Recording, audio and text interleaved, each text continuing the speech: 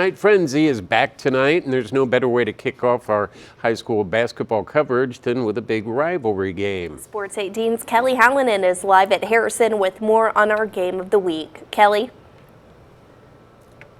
Hey guys, I'm here at Harrison as the Raiders are set to take on the Broncos. Now, normally in these early season games, teams aren't exactly sure what to expect. They're kind of preparing for anything that's thrown at them, but not in this case. Last Friday night, Jeff and Harrison played each other, and let's take a look at how that game went just a week ago. Harrison defeated Jeff 50-39, and for the Raiders, junior Malachi King, who was named tournament MVP, dropped 18 points against the Broncos and added 7 rebounds. Harrison head coach Mark Rinehart said Malachi King is really talented. He's a great passer, and he can score at all 3 levels, and he proved his perimeter skills last year. In last week's game, the Raiders also dominated in the second half, their defense limiting Jeff to just 6 points in the fourth quarter. For the Broncos, 2 players to look out for are Alonzo Clausen-Smith and Christian Riley. They were responsible for Jeff's offense, combining for 30 of the Broncos' 39 points.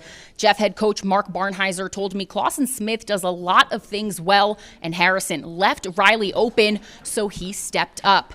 Before tonight's game, I caught up with Harrison head coach Mark Rinehart, and he told me last week's final score was not a good representation of that game. He said it was a 2-point game with 3 minutes remaining, and Harrison was able to pull away at the very end. He said tonight, this game is going to be anything but easy. He said it feels more like an end-of-the-year game. These teams are so familiar with each other's styles of play that it's going to be all about execution and who can execute at a higher level.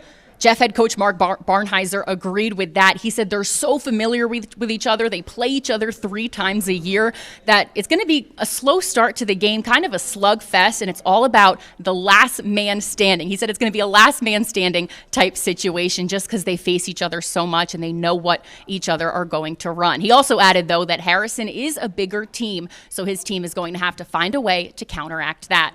Tip-off is set for 7:30 tonight, and we'll have highlights for you at 11. But for now, reporting for Game of the Week, Kelly Hallinan, Sports 18.